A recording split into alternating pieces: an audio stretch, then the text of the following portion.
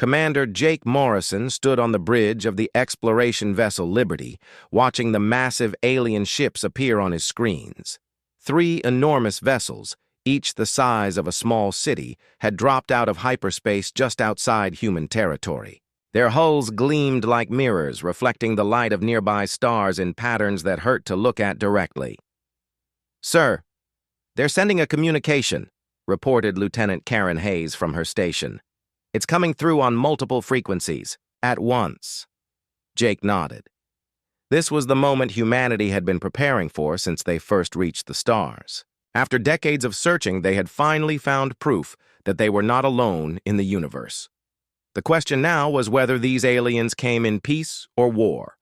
"Put it through," Jake ordered. The main screen flickered, and suddenly they were looking at something that barely seemed real. The being on the screen was tall, at least 8 feet, with skin that looked like it was made of living crystal. 4 arms moved gracefully as it spoke, and its voice carried the weight of absolute authority. "I am Ambassador Veltar of the Zephyrian Empire. You are the species that calls itself human, are you not?" Jake stepped forward. "I am Commander Jake Morrison of the United Earth Fleet. We come in peace, seeking friendship and knowledge." The alien's expression did not change, but something in its posture suggested amusement. "Peace. Yes, we have observed your kind for some time. You fight among yourselves constantly. Your technology is crude. Your understanding of the universe is limited at best." Dr. Lisa Rodriguez, standing at the science station, felt her heart sink. She had spent her entire career studying the possibility of alien life, dreaming of the day when humanity would join a galactic community. This was not how she had imagined it would go. "We have much to learn," Jake replied carefully. "That's why we explore the stars, to grow and become better than we are." Veltar made a sound that might have been laughter. "Better. Yes, perhaps in a few thousand years you might develop beyond your current primitive state. The divine architects, in their infinite wisdom, have provided the galaxy with the knowledge needed for true civilization. Your species lacks the mental capacity to understand such gifts." Captain Alex Turner, Jake's second in command, clenched his fists at his sides. The alien's casual dismissal of humanity stung, but he kept his expression neutral. Years of military training had taught him to stay calm under pressure. "These divine architects," Dr. Rodriguez spoke up, unable to contain her curiosity. "Who are they?" Veltar's crystal-like features shifted slightly. "They are the beings who lifted the Zephyrian Empire from barbarism to our current state of perfection. Long ago, before your species had even learned to make fire, they shared with us the sacred, mathematics that govern all things, the equations that control matter and energy, the formulas that make faster than light travel possible, the principles that allowed us to build our great civilization." The alien gestured, and suddenly the space around the Liberty filled with displays of light and energy. Massive equations appeared in the void, glowing with their own inner fire. Ships materialized and vanished. Asteroids were reduced to dust with casual waves of the ambassador's hands. Dr. Rodriguez watched it all with growing amazement. The mathematics behind what she was seeing was incredibly advanced, far beyond anything humanity had achieved. But as she studied the patterns of energy and the structure of the equations, something nagged at her. There was something familiar about it all, though she could not quite place what. "Impressive," Jake said, and he meant it. "We would be honored to learn from such advanced knowledge." "Learn?" Veltar's tone suggested the idea was absurd. "These are not things that can be taught to primitive minds. The divine architects chose the Zephyrian people because we possessed the necessary intelligence and wisdom to receive their gifts. You do not." Engineer Sam Patterson, monitoring the alien demonstration from his station, found himself studying the energy signatures of their technology. His instruments were recording everything, and what he saw made him frown. The aliens' technology was certainly advanced, but it seemed to follow very rigid patterns. There was no variation, no innovation. It was as if they were simply repeating the same designs over and over again. However, Veltar continued, the Empire is not without mercy. We will grant your species a small territory at the edge of known space. You will remain there and develop at your own pace. Perhaps in time, you will prove worthy of greater consideration. And if we refuse? Alex asked quietly. The ambassador did not answer directly. Instead, he gestured toward a large asteroid field that drifted nearby. The Liberty's sensors detected massive energy buildups from the Zephyrian ships. Then, in the space of a few seconds, the entire asteroid field simply ceased to exist. Millions of tons of rock and metal were reduced to nothing more than glowing particles that scattered on the solar wind. We trust this demonstration makes our position clear, Veltar said. Your ships will follow our escort vessels to your designated territory. You will not leave that region without permission. You will not attempt to contact other species. You will wait until we decide you are ready for further interaction. Jake felt the weight of the decision on his shoulders. The alien ships could destroy the Liberty without effort. Earth's entire fleet would be no match for even one of these vessels. Humanity had no choice but to agree. We understand, he said finally. Good. We will contact your species again in perhaps 500 of your years. By then, you may have developed enough to be worth another conversation. The communication ended, and the alien ships began moving, clearly expecting the Liberty to follow. Dr. Rodriguez was still studying the data from the demonstration when she noticed something that made her pause. Hidden in the complex mathematics the aliens had displayed were patterns that reminded her of work being done by theoretical physicists back on Earth. Not the same work, but similar approaches to solving the same kinds of problems. Sir, she said quietly to Jake, I'd like permission to continue analyzing what we just saw. Of course, Jake replied. We need to understand what we're dealing with. As the Liberty followed the Zephyrian escort toward humanity's assigned corner of the galaxy, none of them could have imagined what Dr. Rodriguez would discover in the days to come. The patterns she had noticed were just the beginning. The mathematics that the aliens treated as divine gifts were not quite as foreign to human understanding as Veltar believed. The ambassador had made one critical error in his assessment of humanity. He had assumed that because humans were less advanced, they were also less capable of growth. The Zephyrians had spent thousands of years worshipping the knowledge given to them by their divine architects, treating it as perfect and unchangeable. But humans had a different relationship with knowledge. They questioned it, tested it, and most importantly, they tried to improve upon it.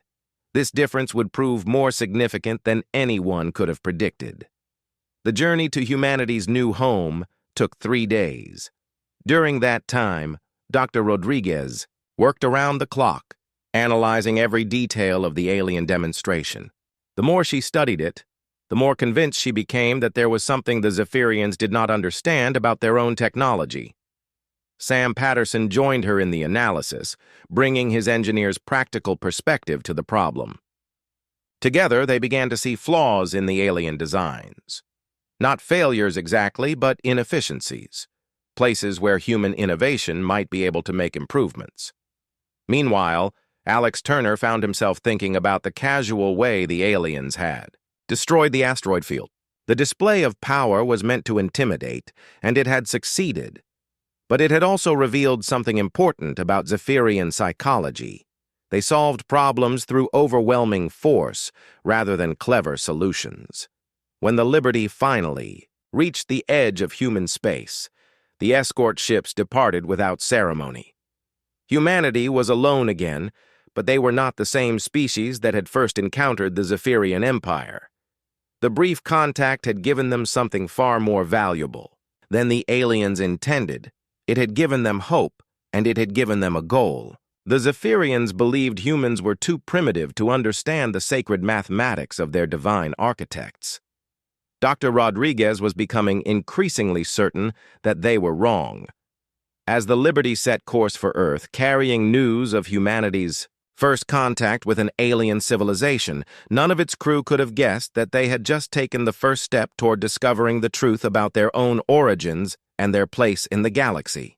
6 months had passed since the Liberty returned to Earth with news of humanity's first contact with an alien civilization. The world had changed in ways both subtle and profound. Governments worked together with an urgency that had never existed before. Scientists shared research freely across all borders. The knowledge that humanity was not alone and that they were considered primitive by their galactic neighbors had united the species like nothing else could. Dr. Lisa Rodriguez had barely slept during those 6 months. The laboratory complex built specifically for analyzing the Zephyrian data had become her second home. Banks of computers processed the recordings from the alien demonstration over and over again, breaking down every detail of the mathematics they had witnessed. "Lisa, you need to see this," called Dr. Kevin Brooks from across the laboratory. The mathematician had been working with her since the beginning, his expertise in theoretical mathematics proving invaluable in understanding the alien equations. She walked over to his workstation, where complex formulas filled multiple screens. "What did you find?" Kevin pointed to a series of calculations. "Remember that energy manipulation sequence the ambassador showed us? The one where he made those ships appear and disappear?" "Of course. What about it?" "I've been breaking it down to its basic components. The mathematics they use is incredibly sophisticated, but it's built on principles that are not entirely foreign to us." He pulled up another screen showing human mathematical work. "Look at this research from Dr. Chang at MIT. She's been working on theoretical approaches to dimensional folding. The basic concepts are remarkably similar to what the Zephyrians use." Lisa stared at the comparison. The human work was much simpler, less refined, but the underlying logic was almost identical. "Are you saying we've been developing the same mathematical principles independently?"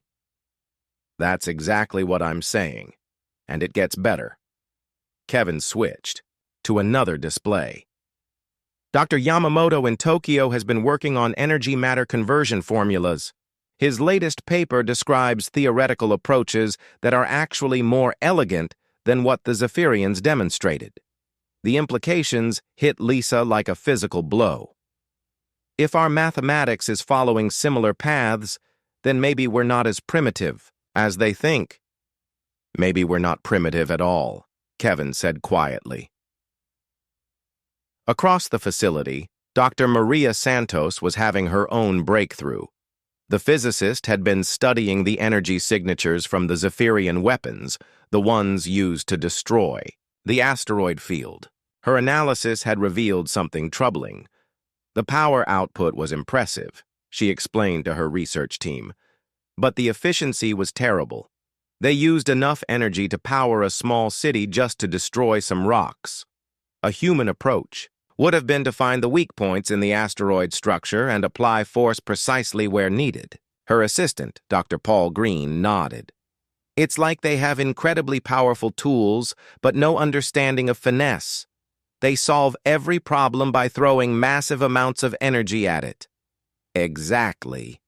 And that suggests something important about how they think. They're not innovating. They're just using the tools they were given by these divine architects. Meanwhile, in another wing of the complex, linguist Dr. Rachel Martinez was making discoveries of her own.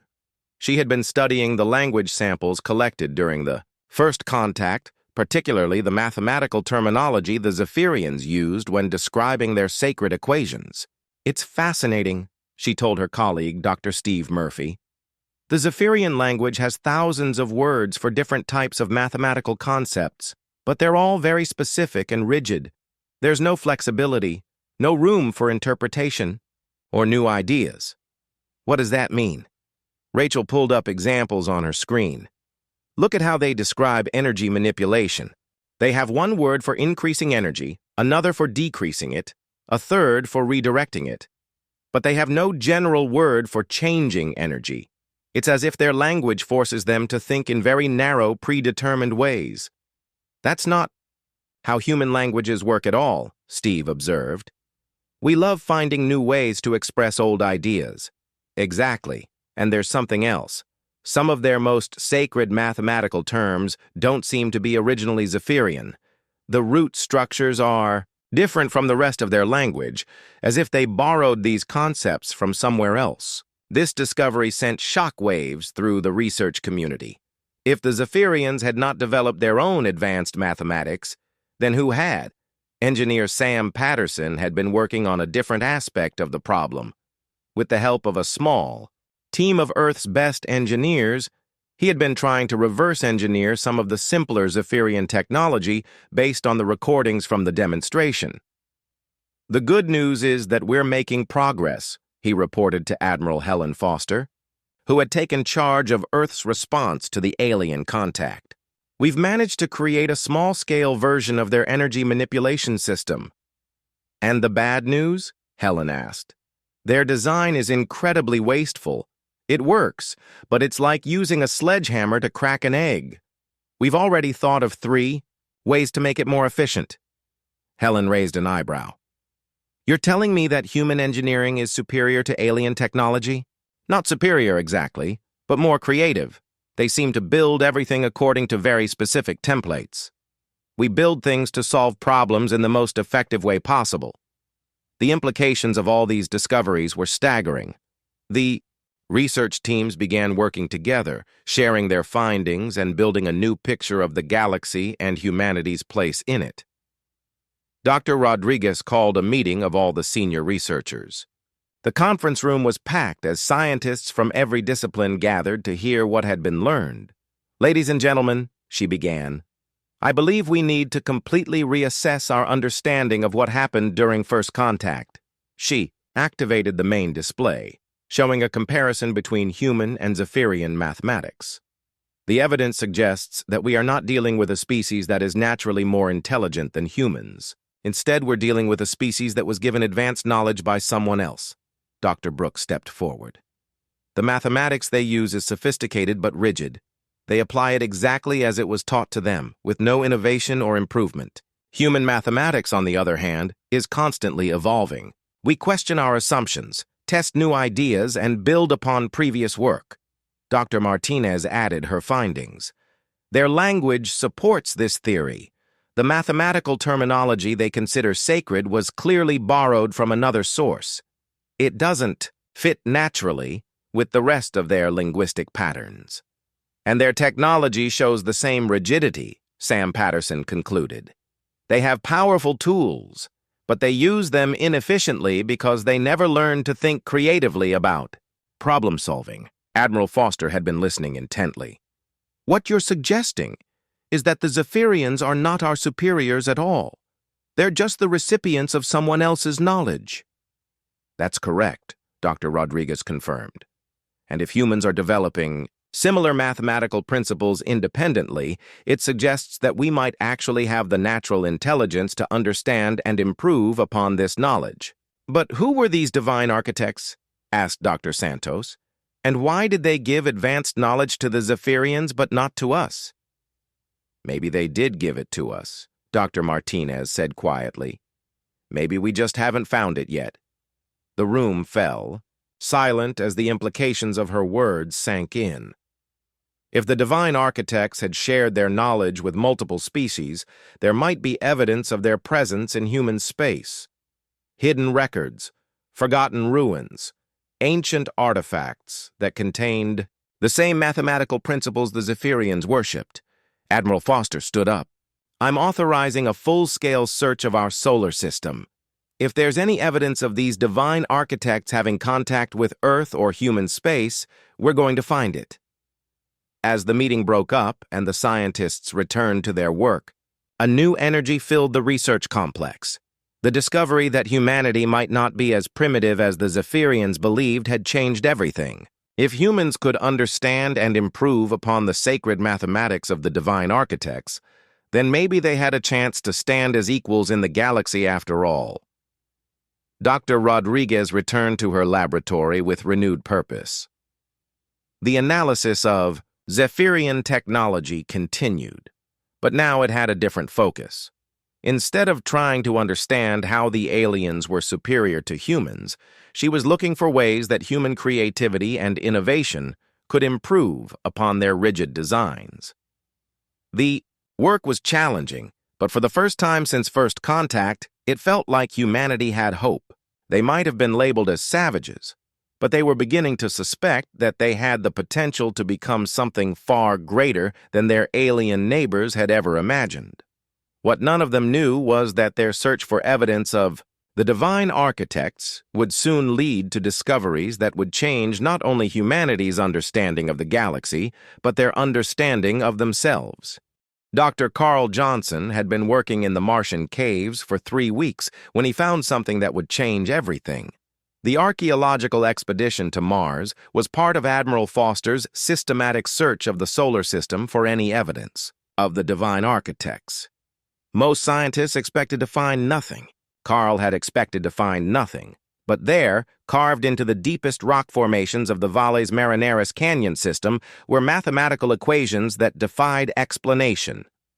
"Base camp, this is Johnson." He radioed back to the surface station. "I need Dr. Rodriguez here immediately, and bring the full scanning equipment." The equations were carved into stone that geological analysis dated to be over 400,000 years old.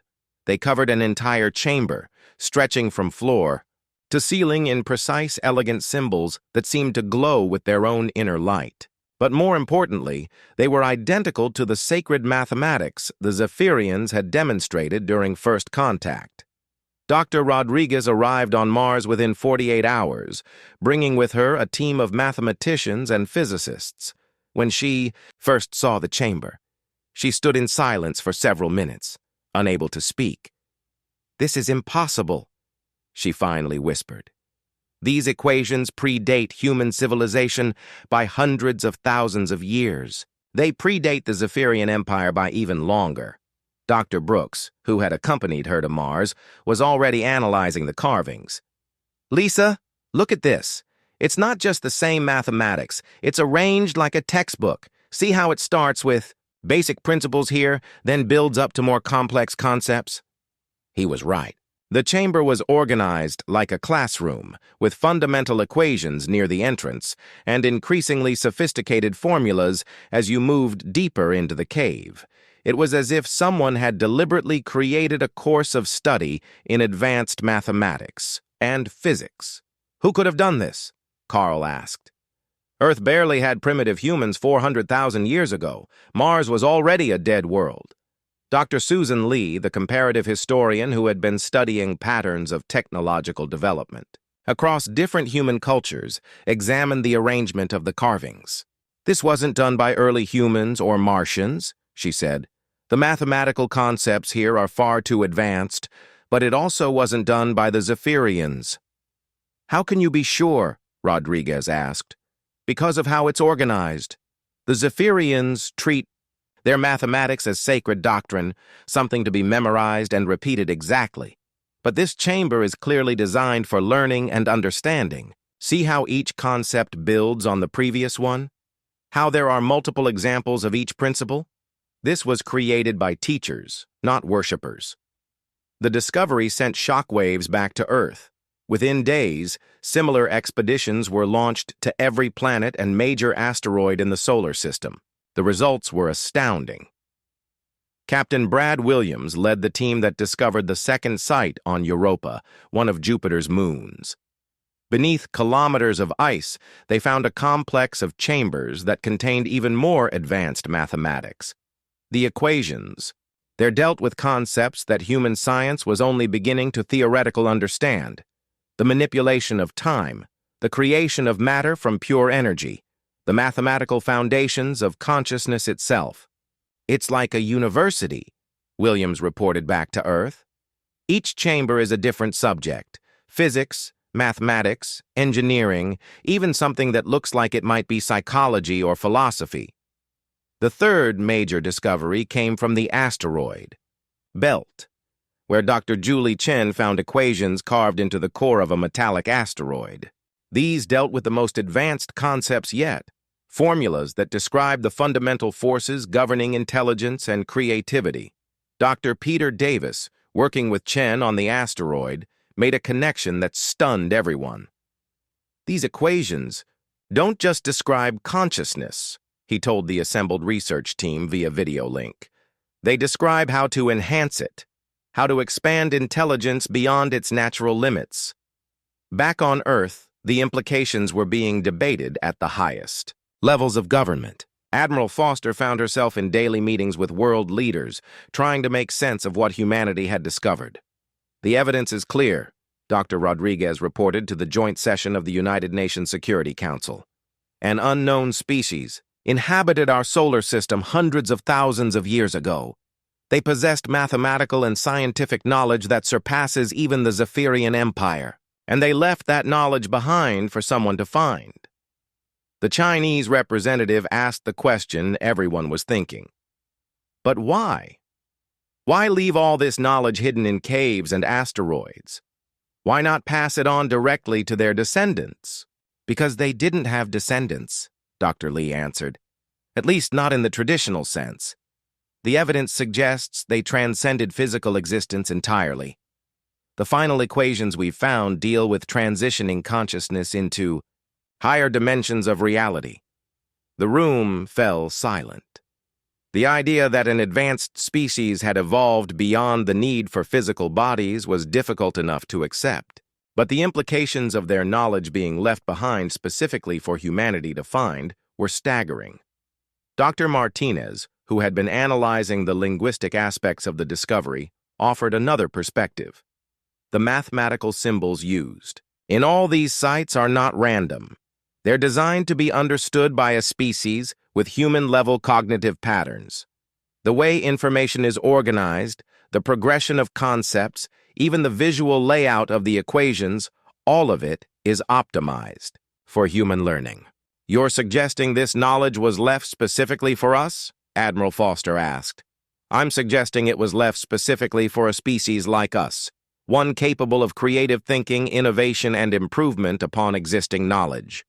The Zephyrians worship their sacred mathematics and never change it. Humans question everything and constantly try to make it better. Dr. Santos had been analyzing the technical aspects of the discovered equations. We've started running computer simulations based on the mathematical principles we've found. The results are incredible. We can already see ways to improve upon Zephyrian technology. Their energy shields could be made 90% more efficient. Their faster-than-light drives could be made safer and more precise. Are you telling me that humans, using this ancient knowledge, could surpass the Zephyrian Empire? Asked the American Secretary of State. We're telling you that humans already have surpassed them, Dr. Rodriguez replied. We just didn't know it yet. The decision was made to accelerate Project Awakening, the secret program to develop technology based on the discovered mathematics. Resources poured in from every nation on Earth. The best minds from every field were recruited to help understand and implement the knowledge that had been waiting in the solar system for hundreds of millennia. Dr. Tony Rodriguez, no relation to Lisa despite the shared name, led the engineering teams tasked with building humanity's first advanced technologies. Working with the discovered equations, they began developing energy systems, propulsion methods, and defensive technologies that went far beyond anything the Zephyrians had demonstrated. Engineer Amy Johnson made the breakthrough that would change everything. Working with the consciousness enhancement equations found on the asteroid, she developed the first prototype of what would become humanity's greatest advantage: artificial intelligence systems that could truly understand and innovate, rather than simply process information. Traditional AI just follows programmed instructions, she explained to the research team. But using these equations, we can create systems that actually think, that can take existing knowledge and improve upon it. The prototype AI was activated in a secure facility deep underground. Within hours, it had analyzed the Zephyrian demonstrations and proposed 17 different improvements to their technology. Within days, it was designing entirely new technologies based on principles that even the ancient equations had only hinted at. Dr. Nancy Thompson, working on psychological aspects of the discovery, made another crucial realization. Humans have a unique neurological structure that makes us particularly well-suited to understanding and expanding upon this mathematical knowledge. Our brains are wired for creative problem-solving in ways that the Zephyrian brain structure, based on our analysis of their language patterns, simply is not. So the species that left this knowledge behind chose their inheritors very carefully, Admiral Foster concluded. Or, Dr. Thompson said quietly, they were our inheritors all along. The suggestion hung in the air like a challenge to everything humanity thought they knew about themselves. The idea that the advanced species that had left the mathematical knowledge was somehow connected to human evolution was almost too incredible to believe. But as the weeks passed and more sites were discovered throughout the solar system, the evidence continued to mount. The knowledge had been left by beings who understood human psychology, human learning patterns, and human potential better than humans understood themselves. 6 months after the first discovery on Mars, humanity had gone from being dismissed as primitives by the Zephyrian Empire to possessing mathematical knowledge that surpassed anything the galaxy had seen in millions of years. The question now was what to do with that knowledge. The answer would come sooner than anyone expected. As Zephyrian scout ships began approaching the edges of human space, curious about why their primitive subjects had gone so quiet. 2 years had passed since humanity discovered the ancient mathematical knowledge hidden throughout their solar system. In that time, the human species had transformed in ways that would have seemed impossible just a few short years ago. Dr. Rodriguez stood in the control room of Project Awakening, watching as the final tests were conducted on humanity's most ambitious creation yet. The consciousness-enhanced AI system they had built, using the ancient equations, was unlike anything that had ever existed. "Initiate final sequence," she ordered. The AI, which the team had named Oracle, came online with a soft hum of energy. Unlike traditional computers, Oracle did not simply process data. It thought, it wondered, it questioned, and most importantly, it created. "Good morning, Dr. Rodriguez," Oracle said, its voice carrying an almost musical quality. "I have completed my analysis of the Zephyrian technology demonstrations. I have also reviewed all human scientific progress over the past century. I believe I can help you build something remarkable." Engineer Tony Rodriguez, who had been leading the practical application teams, felt his excitement building. "What do you have in mind?" The Zephyrians use their technology like tools, applying predetermined solutions to specific problems. But the mathematics you have discovered allows for something far more elegant. Technology that adapts, that learns, that becomes more effective through use. Oracle's first creation was a new type of energy manipulation system that didn't just control power, but understood it. Where Zephyrian technology required massive energy inputs to achieve their effects, Oracle's designs achieved the same results using a fraction of the power. Dr. Amy Johnson, who had developed the original AI prototype, watched in amazement as Oracle's designs took shape. "It's not just more efficient," she reported to Admiral Foster. "It's fundamentally different. The Zephyrians force matter and energy to obey their will through brute strength. Oracle's designs work with the natural properties of the universe to achieve the desired effects." "Show me," Foster ordered. The demonstration took place in a secure testing facility in Nevada. A target asteroid, similar in size to the one the Zephyrians had destroyed during first contact, was positioned in space near Earth. Where the alien weapons had required city-level power outputs to destroy their target, Oracle's design used barely more energy than a household electrical system.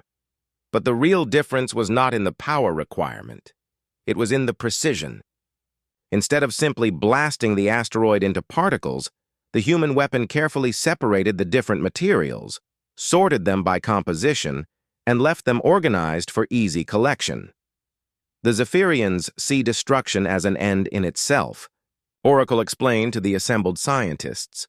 But destruction without purpose is waste. True understanding means knowing when to destroy, when to preserve, and when to transform. Captain Lisa Parker was chosen to command humanity's first vessel built entirely using the rediscovered mathematics. The ship, named Defiance, was unlike anything ever conceived by human engineers. Traditional spacecraft moved through space by pushing against it, fighting the universe's natural forces to achieve their goals. The Defiance worked with those forces, existing partially outside normal space-time in a way that made it nearly impossible to detect or target. "It's not invisible," Parker explained to her crew during their first test flight. "It's just not entirely. Here, we exist in normal space, but also in several other dimensions simultaneously." The practical advantages were enormous. The ship could travel faster than light without the massive energy requirements of traditional hyperspace drives. It could defend itself, not by stopping attacks, but by simply not being in the same dimensional space when those attacks arrived. Dr. Nancy Thompson had been studying the psychological profiles of the crews selected for the new ships.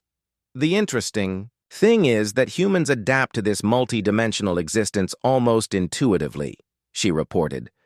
"The Zephyrians might have the mathematical knowledge, but their rigid thinking patterns would make it almost impossible for them to use these concepts creatively." Meanwhile, General Robert Kim was overseeing the construction of humanity's new defense fleet. Each ship incorporated innovations that went beyond what even the ancient equations had originally described. Human creativity had taken the discovered knowledge and improved upon it in ways its original creators might never have imagined. "The beautiful thing about human nature," Kim explained to his staff, "is that we're never satisfied with good enough. Give us advanced technology, and we immediately start thinking about how to make it better." The first test of humanity's new capabilities came sooner than expected. Zephyrian scout ships had been detected at the edge of human space, clearly puzzled by the lack of activity from the primitive species they had left behind. 3 Zephyrian vessels approached the outer colonies, expecting to find humans cowering in fear or perhaps completely extinct. Instead, they found empty settlements and no trace of the species they had dismissed as savages. Captain Brad Williams, now commanding the exploration vessel Horizon, was tasked with making contact. His ship, built using the new mathematics, was invisible to Zephyrian sensors. He could observe the alien vessels without being detected. "They're scanning for human technology," he reported back to Earth. "But they're looking for the primitive energy signatures we used to produce. Our new systems are operating on completely different principles. To their sensors, we simply don't exist." Admiral Foster made the decision that would change the course of galactic history. "Make contact, Captain, but on our terms this time." The Horizon materialized directly in front of the lead Zephyrian vessel, appearing from nowhere with no energy buildup or warning. The alien ships immediately raised their shields and powered their weapons, but Williams was ready for that. "Zephyrian vessels, this is Captain Brad Williams of the Human Defense Force. You are trespassing in sovereign human territory." The response came quickly, filled with the same arrogant dismissal humanity remembered from their first contact. "Impossible. The primitive species we left here lacks the technology to build such vessels. Identify yourselves immediately." "We are exactly who we say we are," Williams replied calmly. "The humans you dismissed as savages. We've learned a few things since your last visit." To demonstrate his point, Williams activated one of Oracle's new defensive systems. The Zephyrian vessels suddenly found themselves unable to move, held in place not by force fields or tractor beams, but by a subtle manipulation of space-time itself that made forward motion impossible. "How is this possible?" the alien commander demanded. "You were primitives. You lacked the intelligence to understand the sacred mathematics." "We lacked the information," Williams corrected. "Once we found it, understanding came quite naturally." Dr. Julie Chen, working with quantum physicist Dr. Peter Davis, had made another breakthrough while Williams was making contact with the Zephyrian scouts. They had successfully created humanity's first consciousness transfer system based on the most advanced equations found in the asteroid sites. We're not talking about uploading minds to computers, Chen explained to the research team. We're talking about expanding consciousness beyond the limitations of physical matter. The ancient species that left us this knowledge didn't die. They evolved. The implications were staggering. If humans could master consciousness transfer, they could become like their mysterious predecessors, beings of pure thought and energy who existed beyond the reach of physical harm. But that was still in the future. For now, humanity had more immediate concerns. The Zephyrian scout ships had been allowed to return to their empire with news of humanity's transformation. Soon, the full might of the galactic civilization would come to investigate how their primitive subjects had acquired impossible technology. Dr. Rodriguez, now serving as humanity's chief science advisor, was confident in their preparations. The Zephyrians have spent thousands of years memorizing and copying the mathematics given to them by their divine architects. But they never learned to understand it, never learned to improve it, never learned to make it their own. And we have? Admiral Foster asked. We have done more than learn it, Rodriguez replied. We have surpassed it. The ancient knowledge was meant as a foundation, not a ceiling. The species that left it for us expected their inheritors to build upon it, to take it in directions they had never imagined. So when the Zephyrian fleet arrives, Rodriguez smiled. When they arrive, they're going to discover that the species they labeled as savages has become something they cannot comprehend.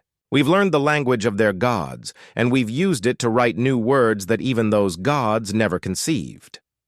The stage was set for a confrontation that would determine not just the fate of humanity, but the future of the entire galaxy. The species that had been dismissed as too primitive to understand advanced mathematics was about to teach their former superiors what true understanding really meant. 3 years after humanity's first contact with the Zephyrian Empire, Ambassador Veltar found himself facing a crisis that threatened everything his civilization had built over the past 10,000 years. Reports were flooding in from across the galaxy of colonies being liberated, slave worlds being freed, and Zephyrian fleets being defeated by an unknown force using impossible technology. The pattern was always the same.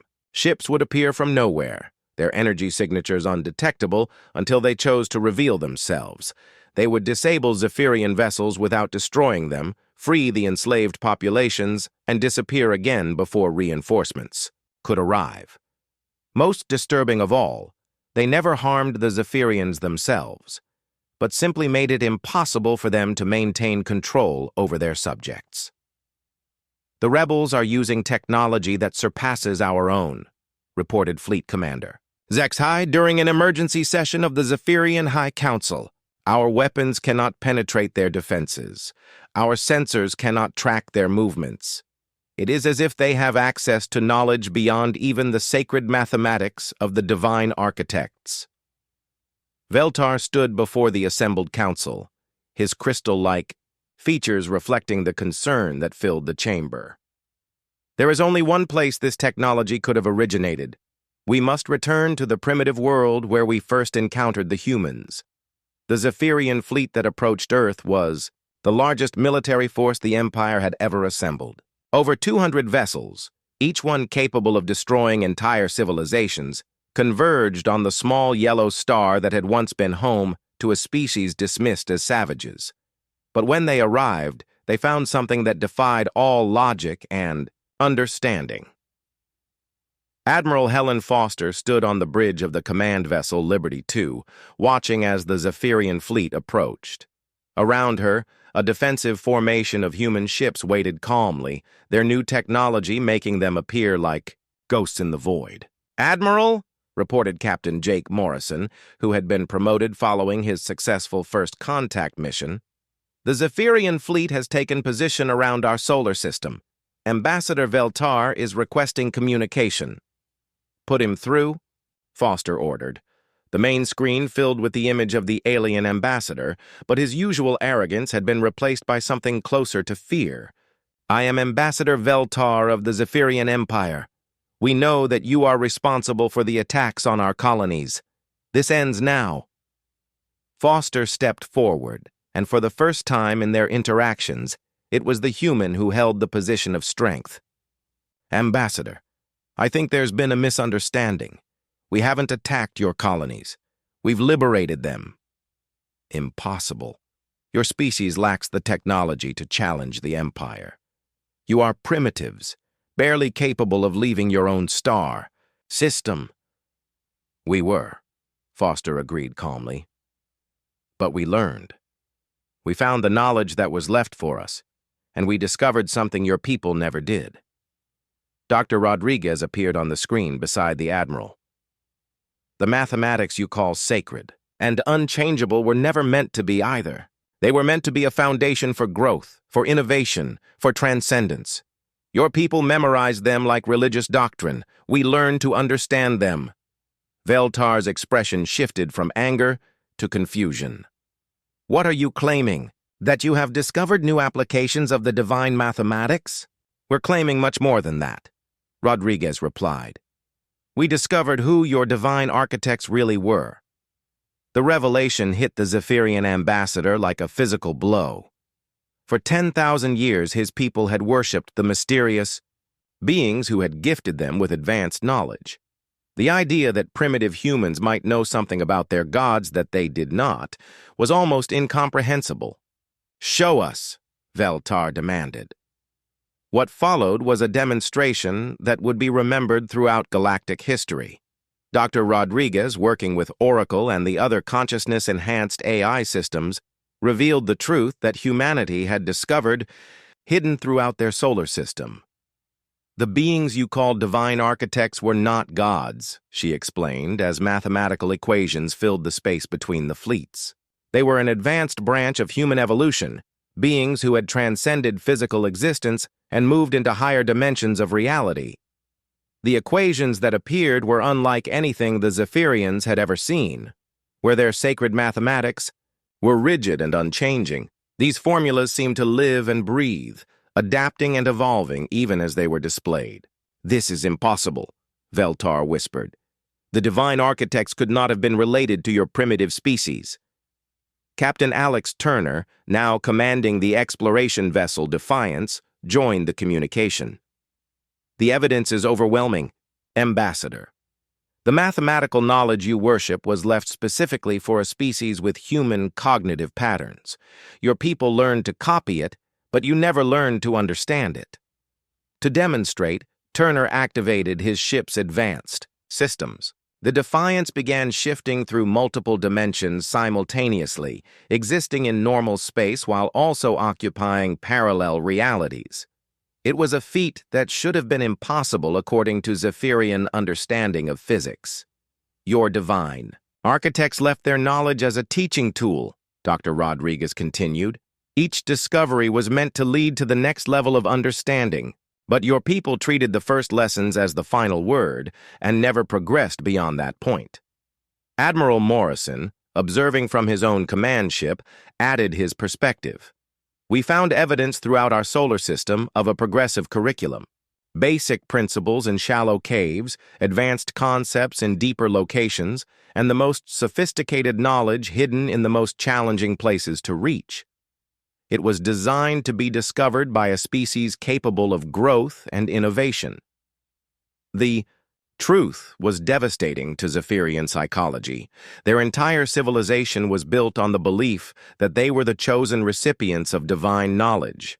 The idea that they had actually been students who never graduated to the advanced courses was almost too painful to accept. But the evidence was undeniable. Human ships demonstrated capabilities that went far beyond anything in Zephyrian technology. They moved through space as if the normal laws of physics were merely suggestions. They manipulated matter and energy with an elegance that made Zephyrian brute force methods look primitive by comparison. "If this is true," Veltar said slowly, "then what does it mean for our empire?"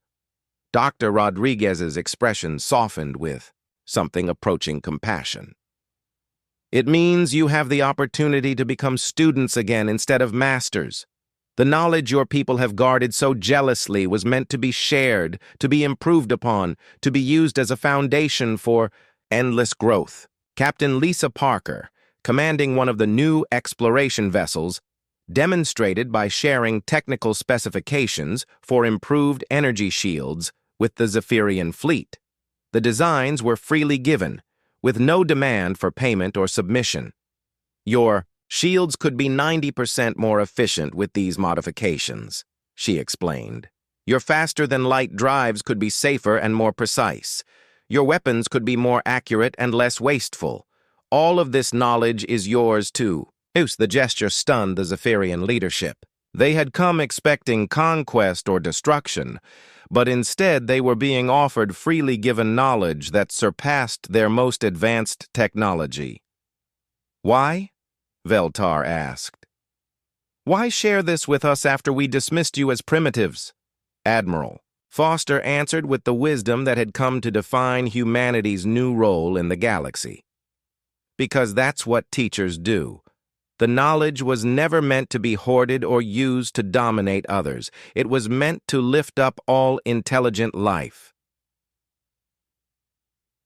What followed was not a battle, but a revelation. Across the galaxy, the truth spread like wildfire. The Zephyrian Empire, built on the worship of borrowed knowledge, began to crumble not through conquest, but through enlightenment. Species that had been enslaved for millennia discovered that their masters were not divinely chosen superiors, but students who had never learned to question their lessons. Worlds that had been held in ignorance were suddenly free to explore and grow. Dr. Susan Lee, now serving as humanity's ambassador to the emerging galactic community, found herself addressing a gathering that would have been unthinkable just months earlier. Representatives from hundreds of species, including the Zephyrians, had come together to learn from the mathematical principles that humans had discovered and improved upon. The knowledge we share with you today is not the end of learning, she told the assembled delegates. It is the beginning. Every principle we teach you is meant to be questioned, tested, and improved upon. The moment you treat any knowledge as sacred and unchangeable, you stop growing. The transformation of galactic civilization was swift and profound. Species that had been held back by Zephyrian doctrine suddenly exploded with innovation and creativity. Technologies that had remained unchanged for thousands of years were improved, beyond recognition within months. Ambassador Veltar, humbled but not broken, approached Dr. Rodriguez after one of the teaching sessions. We spent 10,000 years believing we were the inheritors of divine knowledge. It is difficult to accept that we were merely poor students. Rodriguez smiled with genuine warmth. You weren't poor students. You were students who were never taught that it was acceptable to question your teachers. Now you have that permission. The question is, what will you do with it? The answer came in thee.